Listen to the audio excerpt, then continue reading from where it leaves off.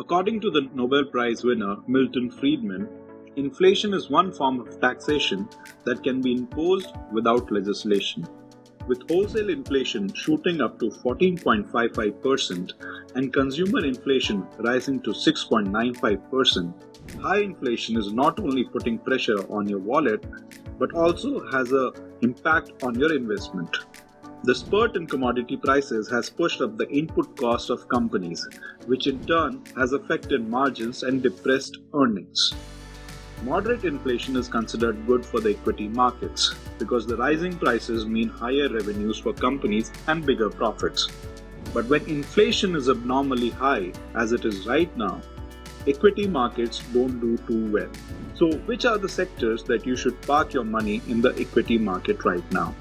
As we have seen that high inflation is going to impact your spending, but it's not just the spending, it is also going to affect your investments.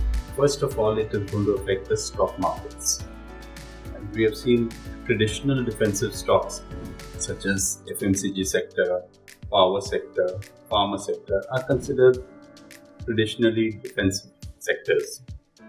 By defensive, I mean that they will keep on growing even though there's inflation, because people need to buy medicines, people need to buy groceries, and people need to buy power, even though the prices may be high. However, in the current situation, even these defensive sectors are not looking all that safe. FMCG stocks are trading at very high valuation. The average PE in the sector is 65. Which is very high compared to what FMCG stock used to command in normal times.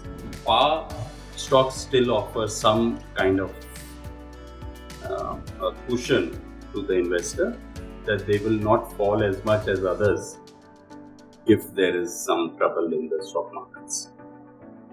Pharma stocks are also very high priced right now, so there is no margin of safety left in these sectors. Should one try to diversify into real estate and auto sector?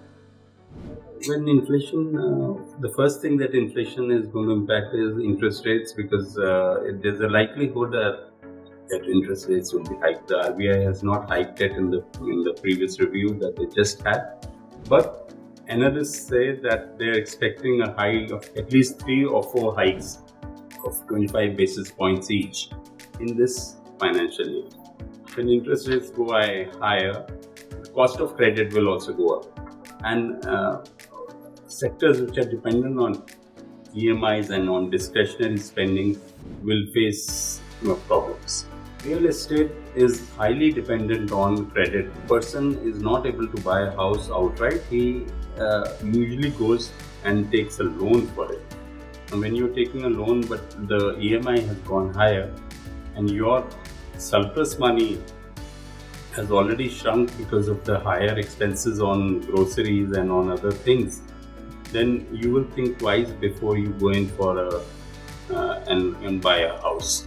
Finance Minister Nirmala Sitharaman during the budget session said that FIIs and FPIs would come and go. But today, the Indian retail investors have proven that even if they come and go, any shock that may come is now taken care of because the shock absorbing capacity that the Indian retailers have brought into the Indian market. So will the trend of FIIs selling and DIIs buying continue? Well, foreign institutional investors, FIIs, have taken out a lot of money, and they have been net sellers throughout. They were net sellers throughout the financial year 2021-22, and even in the new year, they have been sellers. They have sold off equities worth almost 2,65,000 crore in the past 6-7 months, and they're continuing to sell. Domestic institutional investors, which is mutual funds and other institutions, have bought some but not completely matched this. And how long they will keep on filling in for FIIs is also a big question mark. A lot of money that has come into the stock markets and which is continuing to flow into stock markets through SIPs is from new investors. These new investors have not really seen a longish bear market. They've seen corrections, very sharp corrections, But in all those corrections, markets have bounced back and done even better than before. They have not seen a longish bull bear market. Between 2010 and 2013, the inflation was very high, up to almost 11-12%. At that time, the returns from the Nifty were 5% on an annualized basis for 4 years. How will these new investors feel if instead of getting the 10, 12, 15% they are getting right now, gets depressed to 5%? Can global exposure help right now? Well, global exposure has always been a good thing, and Indian investors have gained a lot in the past 5 years when they saw, there's been a unidirectional move in the US markets in the past 2 years, between 2020 and 2022, where we saw this was mainly because of the fiscal stimulus by the US government, and we saw an estimated $1 trillion moving into the stock markets in the US. That, of course, took the stock markets in the US to very high levels, and anybody who had invested in the US stocks had gained from it. But that unidirectional move is now coming to an end, where inflation in the US is so high that they are going to break. The US Fed is going to hike rates. If they hike rates, and they have already started, many companies in the US will face a higher capital cost, and which will lead to depressed earnings. If earnings get depressed, then obviously their valuation will also come down. So what should you do now? First of all, investors need to be very careful about what inflation is going to do to their stocks in the coming months.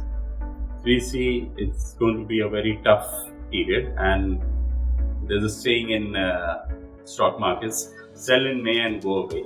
Maybe this is the May they're talking about, because as of now, the areas of safety in the stock markets have shrunk too much. Even as we talked about, FMCG companies are seeing a lot of very high increase in their input costs. If input costs are going to go up, obviously they'll have to raise prices, but they can raise prices only to a level. Beyond that, so only companies which have the pricing power, which will be able to pass on the hike in the input cost to the consumer, will be able to sustain in this market. It's always a good idea not to go and do all your investments at one go. Instead, stagger them over periods, or even if you have SIPs, but don't be in a rush to invest. In the coming months, you will see some corrections coming in. That doesn't mean that you take out everything else from everywhere else and put it into equities, because that correction can become change from 5% to 10% to even 15%. So don't get tempted to put it all at one go at the smallest correction. Be very selective when you are looking at stocks.